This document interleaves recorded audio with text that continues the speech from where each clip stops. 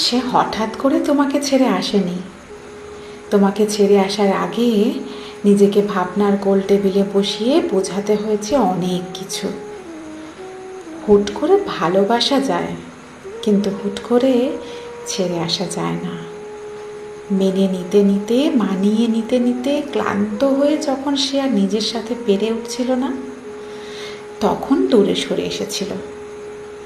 অভিযোগ করা বন্ধ করেছিল, অভিমান করা বন্ধ করেছিল চোখ থেকে জল গড়িয়ে পড়া।